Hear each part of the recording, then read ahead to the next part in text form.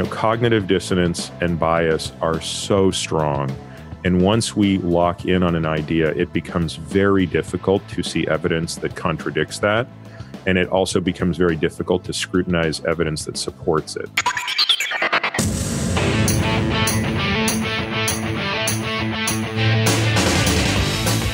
Welcome, Informed Nation, to episode 47 of the Informed Fitness Podcast. I'm Tim Edwards with the Inbound Podcasting Network, and in a minute, Adam Zickerman, the founder of Informed Fitness and general manager/trainer at Informed Fitness New York City, will be joined by the gentleman whose voice opened the show, Dr. Peter Attia, who is the founder of Attia Medical PC, medical practice with offices in San Diego and in New York City, focusing on the applied science of longevity. He also happens to be a client of Informed Fitness like myself. Dr. Attia joins us today to discuss the studying of studies regarding the mechanics of scientific research and how to distinguish the relationship between showing cause and effect. Now, you might be asking, what does any of this have to do with slow motion, high intensity strength training? Well, plenty. How many times in this podcast have we referenced a study based upon exercise and nutrition alone? You see it every day in your social media feeds and on the news. But how many of these studies are actually true or even accurate? How are these studies administered, and can you trust the results? Well, to quote Adam Zickerman, hopefully after listening to this episode, you'll be a bit more equipped to understand the barrage of information you read and hear about, and not to fall hook, line, and sinker for every claim that is reported as a study. Hello, everybody. This is Adam. Very excited about this podcast. It's kind of a little heady. Gets into statistics, but hopefully we're going to break it down for the layperson. So when you read headlines that make such crazy claims, that you can kind of basically a bullshit detector goes off, and you can kind of figure out how to navigate that. So we have with us to talk about this Dr. Peter Attia. He's a physician practicing in New York City and California, and his practice basically focuses on longevity, which he calls the overlap of lifespan and health span, which is kind of cool. His clinical interests are in nutritional biochemistry, exercise physiology, lipidology, endocrinology, and a few other cool things. He's also somebody who works out you just worked out here just now, didn't you? Sure did. How you feeling? That hurt. That was Sorry, Peter. Mike trained him. Yeah. Sorry. Sorry. Yes, Peter also is an incredible athlete, endurance athlete, and he understands the efficacy of these types of high intensity workouts that we talk about. So, Doctor, thank you for coming on the show. Thank you for having me, but I will add one correction. I don't think I can use the word athlete to describe anything I do anymore. Those days are long gone. Former athlete. He looks like an athlete. Yeah, he looks like an athlete. You haven't seen him. He looks pretty good. He's a good-looking guy. So, Peter, I wanted to do this podcast because I read your series. You wrote a 5-piece series called Studying Studies, and you venture into much detail about the mechanics, if you will, of scientific research and how difficult it is to distinguish, without a shadow of a doubt, the relationship between, of course, what all research tries to do, show cause and effect. So, Dr. Attia, you start off your series quoting two iconic individuals. First, from Mark Twain, who I guess you mentioned is quoting Disraeli, Benjamin Disraeli, who says there are lies, damned lies, and statistics. And you also quote Nobel Prize winning physicist Richard Feynman, one of my favorites, actually. I read his posthumously published Caltech lecture called The Meaning of It All. Is that where you got this quote from, by the way? Actually, to be honest with you, I don't remember in which. I mean, he said it so famously so many times. Yeah. But my favorite book, of course, is Surely You're Joking, Mr. Feynman. Yes. Which is the sort of entertainment value of Feynman. Yeah. So Dr. Feynman says, the first principle is that you must not fool yourself, and you are the easiest person to fool. So you have to be very careful about that. And this is our responsibility as scientists, certainly to other scientists, and I think also to laymen. So, Doctor, tell me if I'm wrong, but your main point of this whole series of essays is something that you actually say in your first essay, which is, and I'm quoting you, statistics can be both persuasive and misleading if we're not careful. And it's self-persuasion that we must vigilantly guard against if we really want reliable knowledge about the world we live in. So can you tell us why this is so important to understand? Sure. But before I do, I also want to acknowledge, the work that goes into the stuff that I write. It couldn't really be done without kind of a team of analysts I have. So inside my medical practice, I have a team of 4 analysts whose full-time job it is to help me read, assimilate, digest, and understand the absolute barrage of data that's out there. I think in one of our posts, we even mentioned that at last check, there are just under 100,000 pieces of literature produced monthly on PubMed in the English language. And I think our estimation is probably somewhere in the neighborhood of 100 of them would be relevant to what we do, meaning they overlap with our field of interest, but also would rise to the standard of being relevant of our attention. And to funnel that down from 100,000 to 100 is something that I could use a team of 400 analysts to do. But the 4 guys I have are amazing. And in particular, Bob Kaplan, who's sort of in charge of the whole operation and my right hand. Without him, this whole thing that we do wouldn't exist. So with that said, shout out to Bob. Shout out to Bob. And also, I think I would say we wrote this series knowing it was not going to be that quote unquote interesting. This was not something we wrote to, there's no clickbait involved here. This is kind of something that we hope will over time become the sort of thing that people go back to. I forget who said it, but there's an interesting quote that said something to the effect of like, you only learn something when you're actually ready to learn it. And of course, it was stated much more eloquently. But the point is, like, a lot of times these things fall on deaf ears. And so anyway, with that said, what we've created is a bit of a repository called Studying Studies. And it begins with, I think our first one is on relative versus absolute risk, which I'm sure we'll get to. Yep. But to your point, which is the important one, we are all, myself included, so guilty of this. It is just... cognitive dissonance and bias are so strong. And once we lock in on an idea, it becomes very difficult to see evidence that contradicts that. And it also becomes very difficult to scrutinize evidence that supports it. And so I think what Feynman says quite eloquently could be also stated by, one of the guys when I was doing my postdoc, who I remember very well. He said to me, you have to learn to kill your babies. So you're going to have a hypothesis. You're going to do a whole bunch of experiments.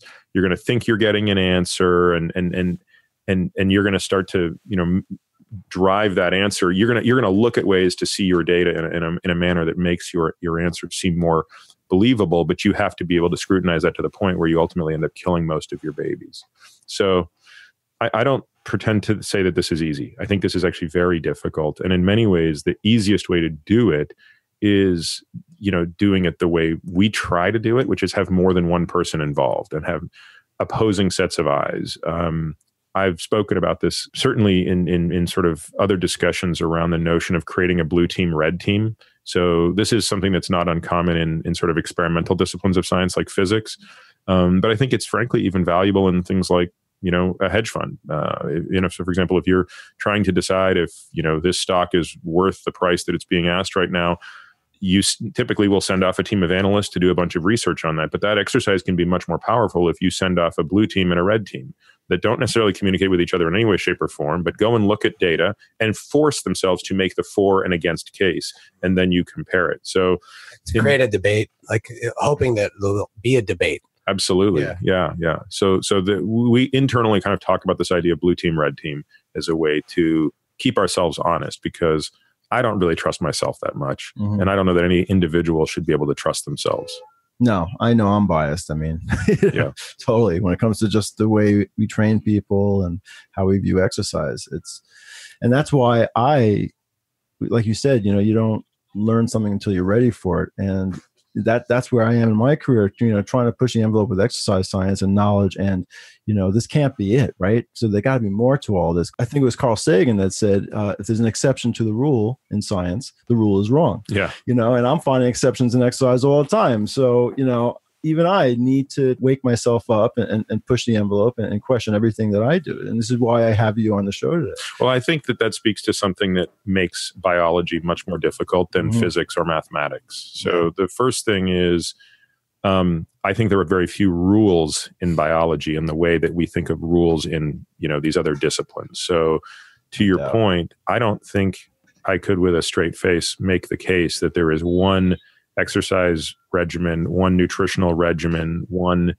endocrinologic regimen, et cetera, that is optimal for every person. I mean, I simply know that's not the case. I could argue it on first principles. I could argue it empirically. Mm-hmm. So what's a corollary of that? A corollary of that is that there are no proofs in biology. And we have to be very careful with the use of that word. So if I had $1 for every time I saw a study that said such and such proves X, or this study proves Y, it's incredible sloppiness, either on the part of the journalist or the scientist, because unlike mathematics, where there are proofs, there are no proofs in biology. Everything is stochastic. Everything is about probability. Everything is about confidence, but there is no proof, and therefore, as an extension, there are likely very few rules, outside of things like central dogma. Exactly. So let's get to this idea of self-persuasion and use some examples. All right. An example you used was a headline. And the title of this journal article said, "Cholesterol-fighting drugs lower risk of Alzheimer's disease." And you use that as an example of this self-persuasion. Well, I was thinking about that after we wrote it, and I was like, that wasn't even a great example, because it was a good example, but I think it's a better one if you want. There's a far more egregious example, actually, which is the use of hormone replacement therapy in postmenopausal women and the risk of breast cancer associated with it. And I think I remember Bob and I talking about this before we put that piece out and deciding we weren't going to use that example, since that warrants an entire post on its own, which we'll get to. The gist of that is the following. I think many people, if they're up in the peanut gallery and not like digging down into the data, will still have some sort of vague notion that hormone replacement therapy increases the risk of breast cancer in women. So the question is, where does that inclination come from? And that inclination comes from something called the Women's Health Initiative, which was a study that was done in response to, interestingly, an epidemiologic series of studies that suggested that women who went on hormone replacement therapy actually saw improvements in many aspects of morbidity. Obviously, not easy to look at mortality, but for example, greater cognition, improved bone density, improved heart health, less breast cancer, et cetera. But as was the reasonable thing to do, the question was, well, let's put this to the test with a prospective randomized double-blinded control trial. And that was done. I won't get into the complete shortcomings of the actual study, because the study itself had at least 4 enormous structural shortcomings that are not a fault of the people who studied it. In other words, at the time the study was done, I think it had to be done incorrectly, which is as ridiculous as that sounds. But when we look back today, it's very clear that you would do at least 4 things orthogonally differently, not just slightly differently. Nevertheless, when the study came out, the headline, the only thing that most people remember is, quote, breast cancer risk went up 25% in the women getting HRT. And so to this day, if I ever want to have a discussion about HRT with a patient, it begins with about a 30-minute lecture on the Women's Health Initiative, which is one of the papers I actually have sitting in my office on my desk, so I can just very easily refer to it. It's kind of reminding me of the autism and vaccination type of... Well, that's even a worse example, because that was actually perpetuated by fraud. What effectively turned out to be fraud and sort of, or at least scientific misconduct. Yes. Let's go. This was an example where, yes, it is true that when you compared the use of estrogen and progestin to a placebo, the hazard ratio for breast cancer was 1.24. So what does that mean? So a hazard ratio of 1.24 means a 24% increase in the relative risk of breast cancer. I'll resist all urges to explain why I don't even believe that is correct. But let's assume it is correct. Okay. Let's assume that there was a 24% increase in response to the use of estrogen and or progestin. The important question that should be asked, but was often overlooked, was what was the absolute increase in risk? Because a relative increase in risk doesn't tell you anything by itself. And when you look back at the data, which is very easy to do, you don't actually have to be a statistician or a mathematician to do this. It's actually only basic arithmetic that I think we'll walk readers through in that series. The absolute increase in risk was approximately going from 4 cases per 1,000 to 5 cases per 1,000. Now, going from 4 cases per 1,000 to 5 cases per 1,000 is indeed a 25, or it was actually 24% increase in relative risk. but it's only a 1 in 1,000 or 0.1% absolute increase in risk. Right. So the way I try to help women understand HRT is, let's assume that that's correct. And I'll give you 7 reasons why I don't believe it is. But if that is correct, if that becomes our ceiling of risk, and let's assume it is, you then have to ask the question, is a 0.1% increase in your risk of breast cancer worth the alleviation of some of the symptoms you might actually have during menopause? And of course, I think the answer would be, it depends on how bad those symptoms are. Right. If a woman is sailing through menopause and she has no symptoms, then one could maybe convincingly say, look, it's not worth the hassle / the risk. But when a woman is debilitated by, a number of symptoms, including, all the vasomotor symptoms, which are usually the first ones, you have to ask the question, how bad is a 0.1% absolute increase in a disease that has a 1 in 12 chance of killing you? Especially now, since you can probably figure out their family history of breast cancer. Absolutely. And we have much better, ways to further refine risk for an individual. Exactly. So this is, to me, one of the most important things that the layperson wants to have in their toolkit, which is, if ever I read something, whether it be in the actual paper itself or more typically in the way it's reported, I want to make sure I understand the difference between absolute and relative risk. So Peter, is it too wieldy a question to ask you to help us figure out the difference between, our listeners figure out what relative risk is versus absolute risk? It might be, but I can give it a try. So the example I just gave is probably as good a one as you can use, although I think we talk about Alzheimer's disease elsewhere. The relative risk, at the risk of not using the word relative to define it, says from wherever you start, and I don't know where you're starting, or I'm going to ignore where you're starting, how much does the probability of this event go up? And that relative risk in this example is 25%. So you went from something that has a 0.4% chance of happening to something that has a 0.5% chance of happening. And going from 0.4 to 0.5 is mathematically an increase of 25%. So the relative risk is 25%. But of course, if you went from 40% likelihood of happening to 50% likelihood of happening, that would also be a 25% relative risk. The difference is, in the latter example, your absolute increase in risk is 10%. Right. Whereas in the former, your absolute level of increase in risk is 0.1%. Gotcha. And that's why it's very difficult to make decisions clinically without knowing both.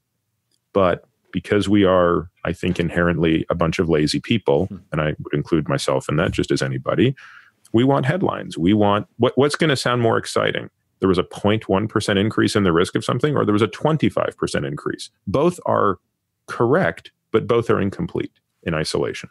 Yeah, you gave another example about the relative risk for this new drug reduced cancer incidence by 50%. That was the relative risk. Right. And then, but the absolute risk is really goes from 2 in 1,000 going to 1 in 1,000. Correct. So is that really everyone thinks, wow, I have a 50% chance of reducing my risk of cancer, when really that's actually not true.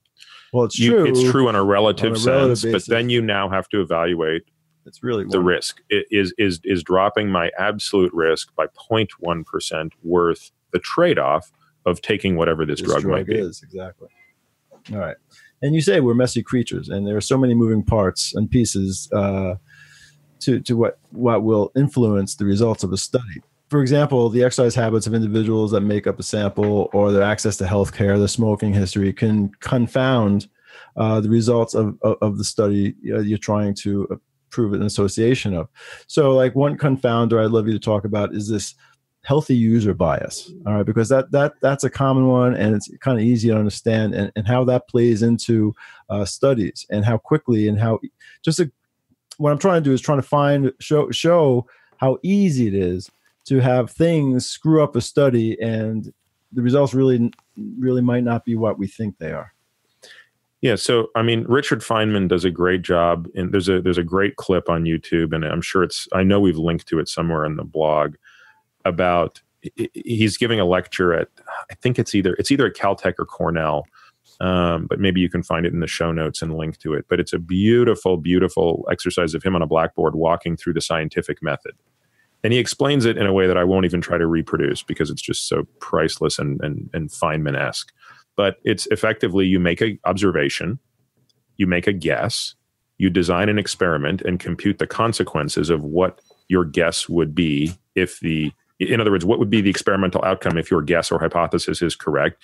You design the experiment and then you measure the outcome versus the outcome you predicted, or that would be true if the thing is correct. Now, he explains it much more eloquently. The gist of it is, outside of doing experiments, we actually cannot establish cause and effect outside of the most extreme circumstances that tend to be by far the exceptions and rarely the rules. So what you're talking about, a healthy user bias, becomes an issue when we rely on things outside of experiments, which we unfortunately have to do very often, or at least choose to do very often in human biology, because as you pointed out, humans are messy.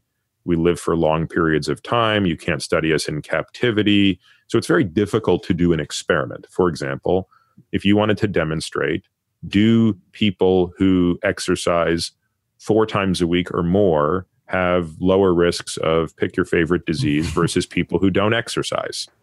Okay, well, to do that experiment is almost impossible, because what are you going to do? Get, thousands of people and randomize them into 2 groups, meaning by randomization, that means you've mathematically created a large enough sample that you now know that your 2 groups are statistically identical.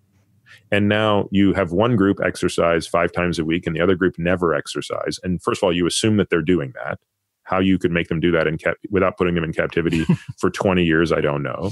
But at the end of 20 years, you then ask the question, hey, or even 10 years, whatever, is there a difference in heart disease, cancer, Alzheimer's disease, et cetera?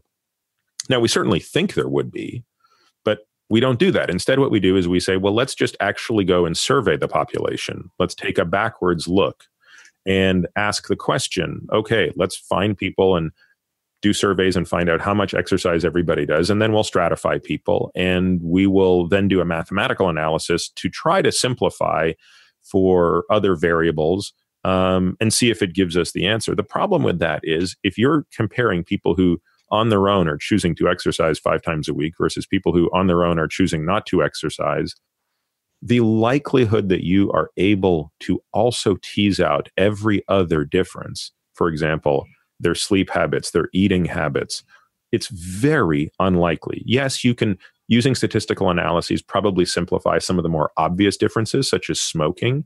As a general rule, I think you'd find a higher incidence of smoking in the non-exercising crowd than the smoking crowd, and that could probably be extrapolated. But many of these things cannot. And there's actually an amazing essay on this, or essay might be the wrong word, but Gary Taubes, who I know you must know, of course, he wrote a great piece in 2007 in the New York Times Magazine. And I don't remember the title of it, but it's something you should also link to this, because I think it's a real gem of a piece. The gist of it is like, what do we not know about studies? And I think it's one of the better pieces on the limitations of epidemiology, and specifically this healthy user bias that really makes it difficult to understand the impact of nutritional choices, exercise choices, other quote unquote lifestyle choices, frankly, even drug choices on hard outcomes. Because when you do these analyses, the hazard ratios, meaning the magnitude of difference between the groups, is usually so small that it falls well below the threshold of epidemiology to rise to the level of saying, and it's not significance. You can often find statistical significance. It's just, can you be confident that there's a causal relationship here? And I would say, unfortunately, the answer today is virtually never. Another example of healthy user bias that comes to mind is I hear often that people that floss their teeth have less cardiac disease, as if flossing your teeth itself has an actual cause on your an effect on your heart. But now it could, but the point is we can't learn it from that study. We can't learn it because people that floss their teeth are also usually healthier in other ways, and they have healthier habits in other ways, and that might be the reason why they don't have heart disease as often. So that's the healthy user bias that's exactly right. And that's a great example of a question that would be quite vexing to me, because I think that, using cardiac disease as an example, it's certainly a disease that's both driven by lipoproteins, inflammation, endothelial function, all these other things. So is there a plausible mechanism by which, having poor dentition could increase your risk of heart disease? Absolutely. There's a plausible mechanism there, but we're not going to, my guess is the hazard ratio on those studies is sufficiently low, and therefore at best, it's generating a hypothesis to be tested. Yeah. Well, regardless, you should whether it affects your heart or not, you should floss your teeth, everybody. We think. Probably. So, you've been throwing around a couple of words like epidemiology. And epidemiology is another word for an observational study. An observational study or an epidemiological study is different from what they call a random controlled study. And you're kind of touching on how hard that is when you're talking about putting people in captivity, because you have to control for all these variables. Otherwise, it will confound the results. So why, and you touched on this a little bit, but maybe you can touch on it a little bit more. Why aren't there more, random controlled studies, which are considered the researchers' gold standard of studies? Why are we relying on all these epidemiological studies, which, as you just pointed out, have all these confounded, all these problems? So I think it comes down to a couple of things, but one of the biggest issues is the most obvious one, which is a logistics problem. It is very difficult to do randomized control trials, and it is often much, much more expensive. It also takes much longer. So if you want to study the effect of, let's go back to the previous example we had. Does the frequency of exercise impact, even just pick one metric, does it impact your risk of Alzheimer's disease? Which is a very important question, and certainly one that logically would make sense. More exercise, better blood flow, a number of neurotrophic factors, BDNF, all of these things. You can come up with 100 mechanisms why. Mm-hmm. But if put to the test, are we going to say we're going to get two groups, several hundred people, and force one of them to not exercise, force another one of them to exercise? And again, we're not going to put these people in captivity. That's impossible. So they're going to have to live in their free world and hope that the compliance is high enough that you create enough discrimination between the two groups and then follow for an outcome. Now, it's not to say that nothing I described there cannot be done. All of that can be done. The question is, how difficult is it? How expensive is it? And oh, by the way, who's paying for that study? Because it's very difficult to remunerate on an exercise study. So while we have a much higher appetite for doing randomized controlled trials in pharmacology, and part of it is because the FDA says you have to. We're not approving this drug if you haven't demonstrated safety and efficacy and effectiveness in prospective clinical trials. But there's an incentive to spend $1 billion, which is about how much it will cost today, a little over $1 billion today, to get a drug approved through that process. But it's very difficult to imagine doing that with something for which there's no remuneration. Mm-hmm. That's the first fundamental problem.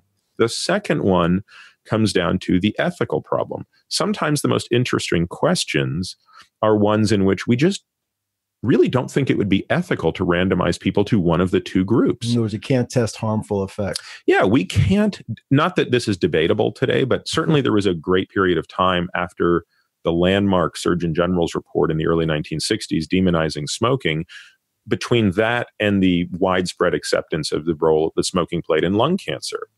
But the question is, could you, with all of that mounting evidence, and those were examples where the hazard ratios were more than 10, so this now gets into the territory of where epidemiology may actually be sufficient for determining causality. Mm-hmm. But would we feel, if we were, scientists and physicians designing that study, would we be comfortable randomizing people to a forced smoking group? And the answer is no. And similarly today, I don't know that if I were involved in a clinical trial, I'd be terribly excited about randomizing people to a group of don't exercise. Right. Or let's disrupt your sleep for the next 10 years. Certainly on a short-term basis, it's probably reasonable to do sleep disruption studies over a period of weeks or even months to test the validity of theories around the importance of sleep and, for example, glucose homeostasis. In the silly way that what the guy did in Super Size Me, how he just ate all that crappy food. That's right. So it's, he chose to do that to himself and then tested his health markers throughout the period. Sample size of 1. Yeah. But basically these are the fundamental issues, which is, compliance, logistics, duration, cost, and ethics. Yes. So hence the reason why we are really relying on so many observational studies or epidemiological studies. You even pointed out that 52 observational studies were looked at, and these particular 52 observational studies were actually tested by a random control study. And the random controlled studies showed that every single conclusion of the 52, all 52 conclusions of the observational studies were wrong. they didn't. There's a 0 for 52. That's ridiculous. So what gives? I mean, I think a lot of the low hanging fruit in epidemiology is gone. I think that's the bottom line. I think when you think of the real gems, the real case studies of what made epidemiology great, it was in areas where, so epidemiology is such a blunt tool that you need enormous amounts of discrimination between what you're trying to detect. And so smokers getting lung cancer or not getting lung cancer, people exposed to massive amounts of asbestos getting mesothelioma, yes or no, chimney sweepers or non-chimney sweepers getting scrotal cancer, yes or no. You know, these questions, they had such enormous impacts that the epidemiology could give us much more confidence in an answer. Today, we're dealing with things where if there, and to be clear, going back to those 52 cases, I'm not suggesting that every one of those epidemiology studies was incorrect. It's also possible that some of those randomized control trials were so poorly done that they missed the mark. What I'm saying is, at that point, we're now outside of the discriminatory capacity of the tool to measure. And I don't know if I think we've written about this as well. An even more upsetting feature is not that. What's more upsetting is when you look at, and John Ioannidis, who's, if anybody's interested in this space and they're looking for one person to be reading in terms of just like who's a very thoughtful academician who I think has some of the most insights on this topic. It's this fellow by the name of John Ioannidis at Stanford University. And John's written some of the most cited papers on this topic, including a very famous paper, I believe in 2005 in PLOS One, that gets at this notion of how most published research is incorrect. So, all right, which kind of brings me to the grand finale question is, now that we're thoroughly confused and we can't trust observational studies or random control studies because they're so difficult to do and not done well. So what do we do when, as lay people, we're trying to lead healthy lives, we're trying to improve ourselves, we're trying to make decisions what drug to take or not take. What do we do? I mean, like, it if seems you're like, not prepared to do the deep dive, like what's step one? Well, even with a deep dive, it seems like you can read a book on statistics and still do your homework and still figure out, holy cow, we still don't know for sure. So what do we do? Well, I mean, I guess there's a couple of ways to think about this. I think the first way to think about this is to get comfortable with uncertainty. And I don't think we're wired to deal with uncertainty very well. We don't really That's why there's religion. Yeah, I think that's why there's a lot of actual problems, frankly, which is we and again, when I say we, I'm being very deliberate and to include myself, because even though I'm trained in mathematics, and I think as probabilistically as anybody, I know that in my darkest moments, I tend to revert to binary thinking. And so I think, what does that mean? Meaning it's black or white. It's this or it's that. There's no as opposed to thinking in probability distributions. Mm-hmm. So the real way we should always be thinking about life is probabilities. Yeah. Now, in some cases, we love the examples where the probabilities are so clear. So if I drop this pen, what is the probability that it will hit the floor? Well, that is actually, you can describe that with a probability function in physics and mathematics, and it will show you that a small probability it actually hit the floor. There's a theoretically small probability that it won't hit the floor. From a practical standpoint, in that example, the answer is 0. So we have a bunch of rules that govern our universe that get us, I think, overly comfortable in the notion of yes or no, black or white, 0 or 1, binary type answers.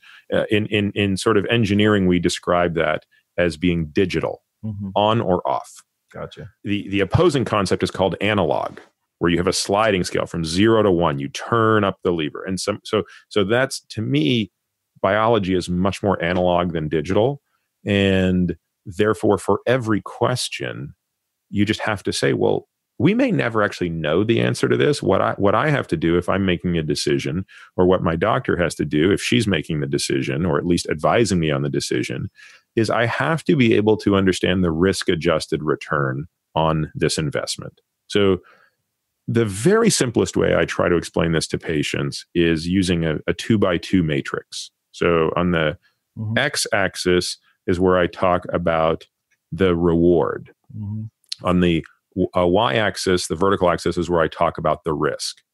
Now, even though those are... The hormone replacement therapy might be a good example. Sure. Frankly, everything that we do is an example of this. In fact, Bob and I often will draw on a whiteboard like this 2x2 matrix and shade in the parts of it that we think represent any type of intervention. So where does high intensity interval training fit in on this? Where does, long distance endurance training fit into this? Where does taking metformin fit into this? Where does, intermittent fasting fit into this? Like anything that you can do should be able to be placed on that matrix. And it's not a point. It's not a dot, by the way. It's like a shaded curve. Yeah, exactly. So it's complicated.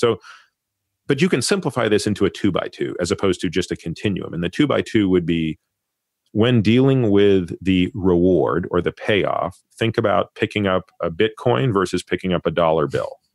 Now, this example might be irrelevant in a few years if Bitcoin's irrelevant, but few months, maybe. Let the record show that at the moment of this, a Bitcoin is still worth something. So you're either asking the question is, am I picking up a Bitcoin or am I picking up a dollar bill? Or make it a penny for that matter, right? Something that we think we would ascribe very little value to.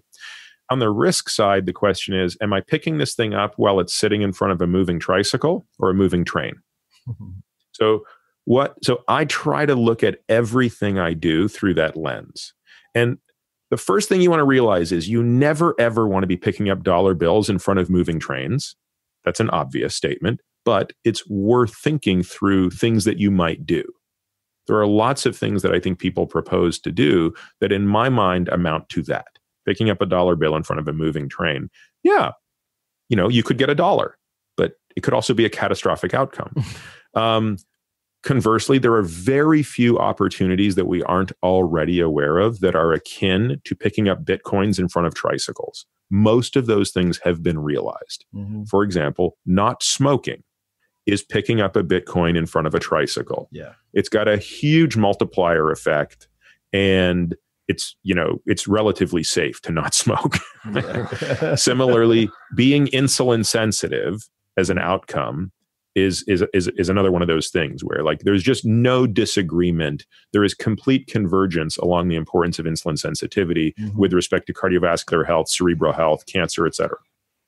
Now, the how-to becomes more problematic.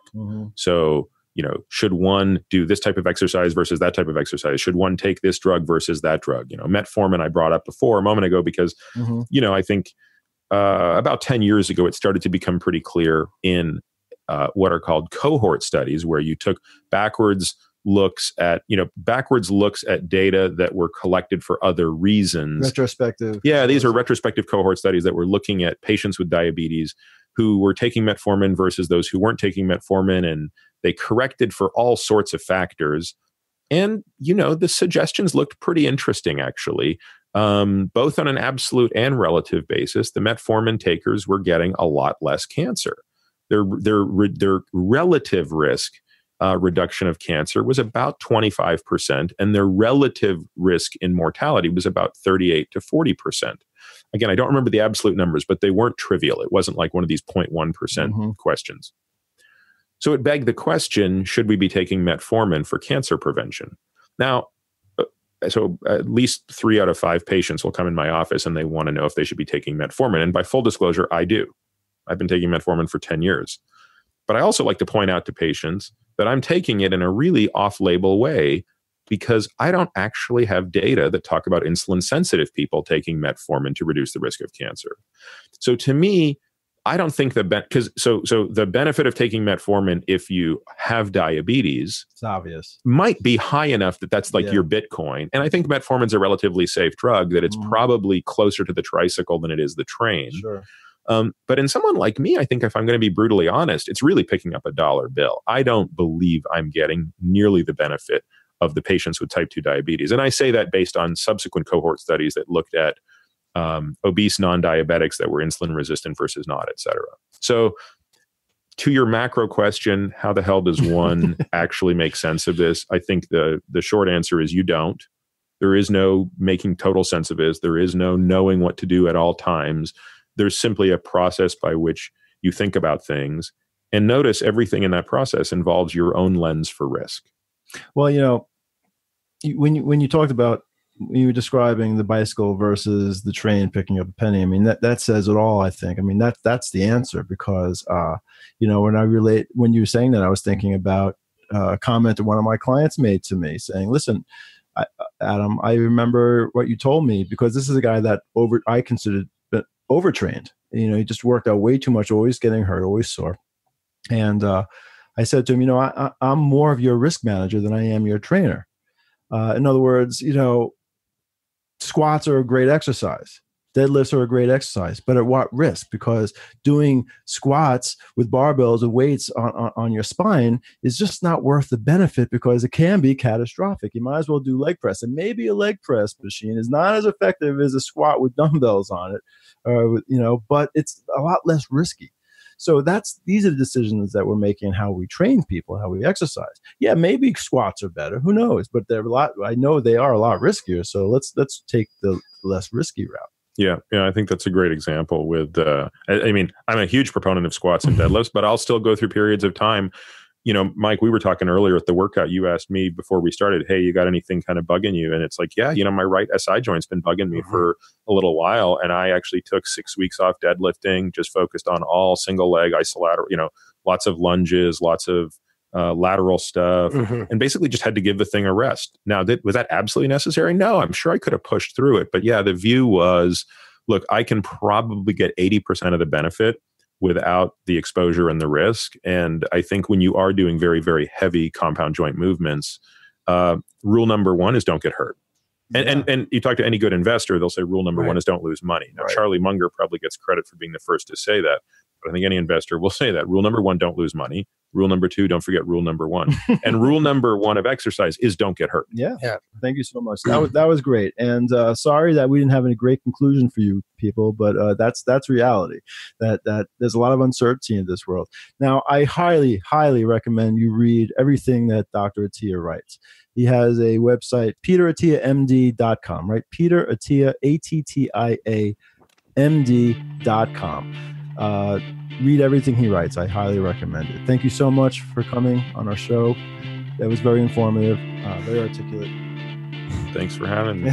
Thanks for the workout, Mike. It's my pleasure. Thanks for being here. Thanks, guys. We'll include links in the show notes not only to Dr. Attia's website, but also to an article that he referenced earlier in the episode, written by Gary Taubes. The article's titled, Do We Really Know What Makes Us Healthy? Dr. Attia also referenced a video that you can find on YouTube.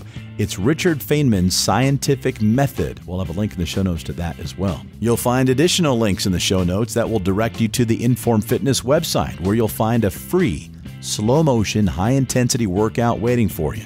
Just click the Try Us Free button right there on the homepage, fill out the form, pick your location, and then you can experience a free full-body workout that you can complete in just 20 to 30 minutes. It's informfitness.com. And yet another link in the show notes is for Adam's book titled Power of 10, The Once-a-Week Slow-Motion Fitness Revolution. That link will take you to Amazon, and for less than $15, you'll find a ton of nutritional tips, including a handy list of foods that support the Power of 10 protocol, and some effective demonstrations of exercises that you can perform in the comfort of your own home. We have close to 50 episodes for you to binge listen if you're new to the podcast, so don't forget to hit subscribe in whichever podcast app you might be listening. And if you don't mind, we'd really appreciate it if you took a couple of moments to leave us a review. Until next time, for Adam Zuckerman and Mike Rogers of Inform Fitness, I'm Tim Edwards with the Inbound Podcasting Network.